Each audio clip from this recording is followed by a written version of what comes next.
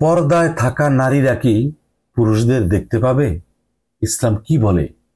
আসুন জেনে নেওয়া যাক বিস্তারিত। তার আগে চ্যানেলটি সাবস্ক্রাইব করে নিতে পারেন।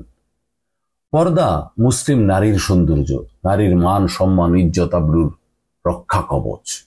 তাই তো নারীদের জন্য পর্দা পালন করা ফরজ ইবাদত। কিন্তু পর্দার অন্তরালে থেকে নারীরা কি লুকিয়ে গায়রে মাহরাম পুরুষদের দেখতে পারবে? এ সম্পর্কে ইসলামের দিক নির্দেশনা কি? না, পর্দার অন্তরালে থেকে লুকিয়ে বা গোপনে যে কোনো ভাবে নারীরা গায়রে মাহরাম পুরুষদের দেখতে পারবে না, কেননা কোরআন সুন্নাহর বর্ণনা থেকেই তা প্রমাণিত। এক্ষেত্রে আল্লাহ তাআলা মুমিন পুরুষদের পাশাপাশি মুমিন নারীদের ক্ষেত্রেও তাদের দৃষ্টিকে নিচু রাখতে বলেছেন। আল্লাহ তাআলা বলেন, ঈমানদারগণ নারীদেরকে বলুন তারা যেন তাদের দৃষ্টিকে নত রাখে এবং তাদের যৌন অঙ্গের হেফাজত করে। তারা যেন যা সাধারণত প্রকাশমান তাছাড়া তাদের সৌন্দর্য প্রদর্শন না করে, এবং তারা যেন তাদের মাথার ওড়না বক্ষ দেশে ফেলে রাখে, এবং তারা যেন তাদের স্বামী, পিতা, শ্বশুর, পুত্র, স্বামীর পুত্র, ভ্রাতা, ভাতুষপুত্র, ভগ্নীপুত্র, স্ত্রীলোক, অধিকারভুক্ত দাসী, যৌন কামনা মুক্ত পুরুষ ও বালক যারা নারীদের গোপন অঙ্গ সম্পর্কে অজ্ঞ, তাদের ছাড়া কারো কাছে তাদের সৌন্দর্য প্রকাশ না করে, তারা যেন তাদের গোপন সাজসজ্জা প্রকাশ করার জন্য জোরে পদচারণা না করে।